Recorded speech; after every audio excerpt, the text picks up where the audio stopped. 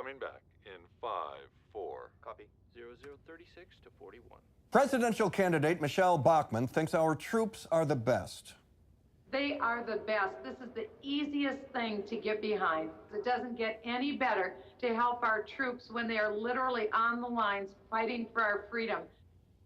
Presidential candidate Herman Cain will not apologize for having the biggest, baddest, greatest military on the planet. And I don't apologize for having the biggest, baddest, greatest military on the planet. Presidential candidate Mitt Romney would like the 44B. rest of us to support the troops even more than we already do. I think it's time for American citizens and politicians to show a surge of support and for us to reach out to our neighbors who are serving in the military. And presidential candidate Rick Santorum marvels, as we all do, at the selfless act of volunteering to serve in a time of war. So we have a culture right now that doesn't say serve. It doesn't say don't think about yourself. It says me, me, me. It's a very self-absorbed, me-centered, excessive popular culture. And yet we have brave men and women who are willing to step forward because they know what's at stake. They're willing to sacrifice their lives for this great country. Stephen Hill is a decorated captain in the U.S. Army, where he's been a reservist for 20 years.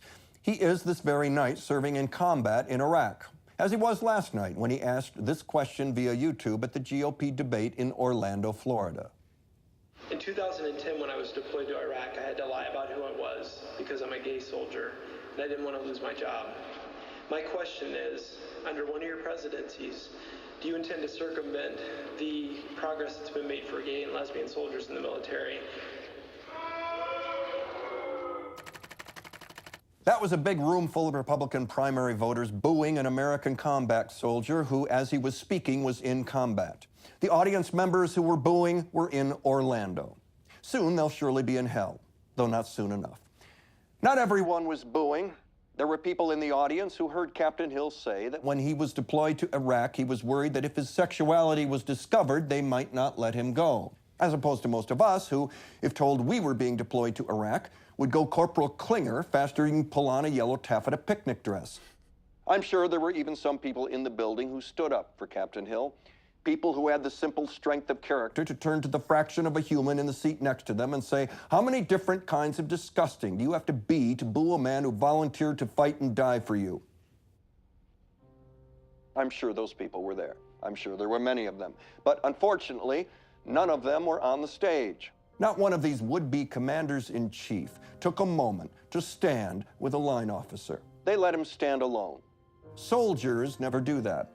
Leaders never do that. Witless bullies and hapless punks do it all the time. The only president on the stage last night was Stephen Hill. Godspeed, Captain Hill, and come home soon. A grateful nation is waiting to say thank you. That's Newsnight for September 23rd. Terry Smith is up next with the Capitol Report. I'm Will Mcavoy. Good night.